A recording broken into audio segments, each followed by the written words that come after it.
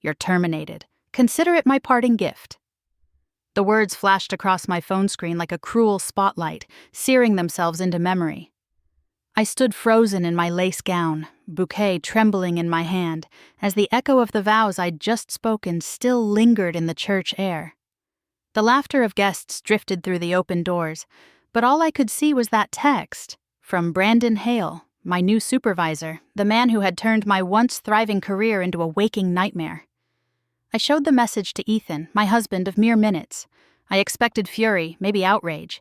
Instead, his lips curled into the faintest smile as he pressed a steady kiss to my fingers. "Don't worry about it today," he whispered. "There's more to this than you realize, trust me." More to this? I'd just been fired from my role as lead project manager at Stratton and Company, the city's most prestigious architectural firm. I had given 2 relentless years of my life to building systems that saved them millions, and now, on my wedding day, it was gone. But Ethan's calm eyes anchored me. Against every instinct, I slid my phone into my maid of honor's purse, forced my spine straight, and walked out of that vestibule beside my husband as rose petals rained down. Hours later, beneath the glitter of chandeliers, my phone wouldn't stop buzzing, 100 missed calls, dozens of messages. And then I saw a name that made my blood run cold: Arthur Hale, Brandon's father, the founder himself. This wasn't just a firing, this was the start of something much larger. The chandelier's glow blurred as I stepped away from the music and laughter, clutching my phone. Arthur Hale's voice filled the first voicemail, stern, then breaking with panic. "Madeline, call me immediately. Brandon had no authority to terminate you. The downtown redevelopment project is collapsing without your system. Please, we need you." By the 6th message, the desperation in his tone bordered on pleading. My heart pounded. For 2 years, I had crafted a project management network so intricate and airtight that not even the firm's senior engineers could untangle it without guidance. Brandon had mocked the trainings I scheduled, canceled them as wasteful, and now they were trapped without me. I sank onto a velvet chair, wedding gown pooled around me, torn between fury and an unfamiliar thrill, power. Ethan slipped into the suite, his expression calm as always. "I should tell you something," he murmured. "I've been reviewing the files Brandon submitted to the permit office.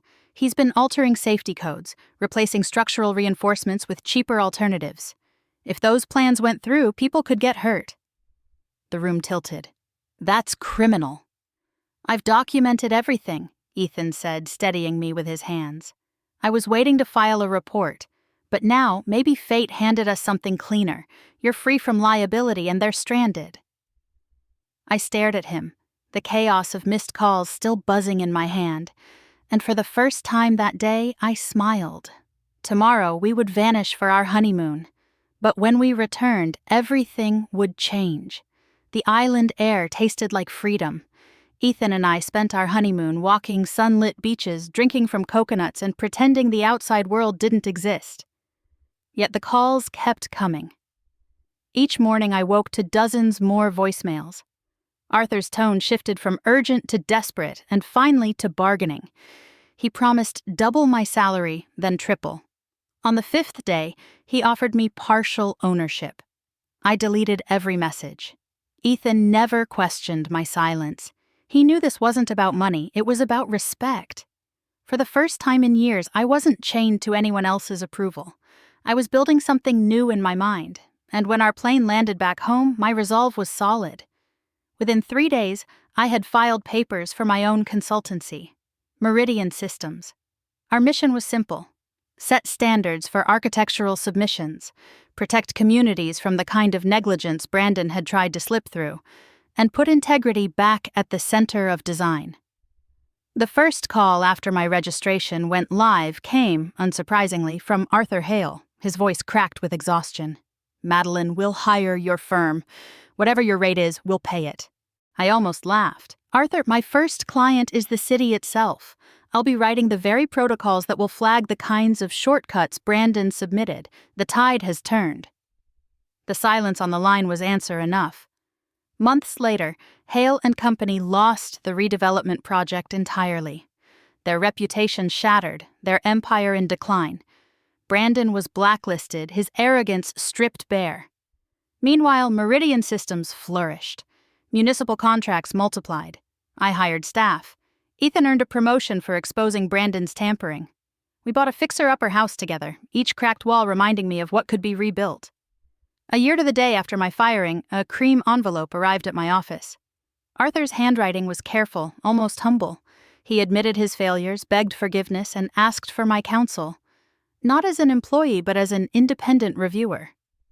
I closed the letter slowly, realizing something important.